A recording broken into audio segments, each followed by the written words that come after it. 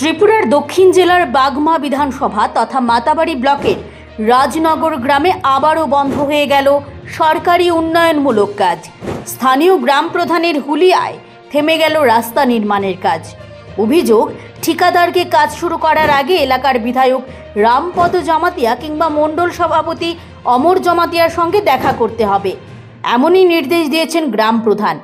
এই সেই অমর জমাতিয়া যার অ্যাসিস্ট্যান্ট রাজু জমাতিয়াকে দেখা গেছে টাকার বান্ডিল হাতে। গ্রাম প্রধানের হুলিয়া না মানলে কোনোভাবেই কাজ করা যাবে না বলে হুঁশিয়ারি দেন তিনি। ফলে বৃহস্পতিবার সকাল থেকেই গ্রামে চাঞ্চল্য ছড়ায়। খবর পেয়ে ছুটে আসেন গ্রামের উপপ্রধান সহ পঞ্চায়েতের অন্যান্য সদস্যরা। তাদের দাবি, উন্নয়নের কাজ কখনোই থামতে পারে না।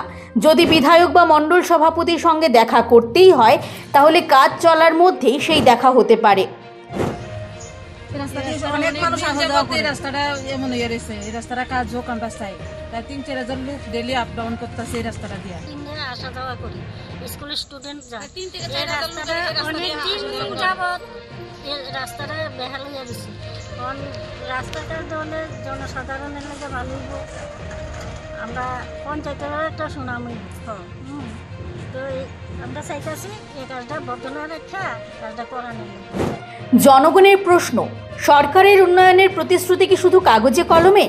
মানুষের মৌলিক চাহিদার কাজও কি রাজনৈতিক অনুমতির অপেক্ষায়? সরকারি প্রকল্পের কাজ পঞ্চায়েতের অনুমতি ছাড়াই কেন এককভাবে আটকে দিচ্ছেন প্রধান? রাজনগর গ্রামের রাস্তার কাজ বন্ধ হয়ে যাওয়ায় সাধারণ মানুষ ক্ষুব্ধ। তাদের দাবি, সরকার যদি সত্যিই উন্নয়ন চায় তাহলে রাজনৈতিক শর্ত নয়, বরং মানুষের স্বার্থকেই প্রাধান্য দিতে হবে। ব্যুরো রিপোর্ট, সন্ধান ত্রিপুরা।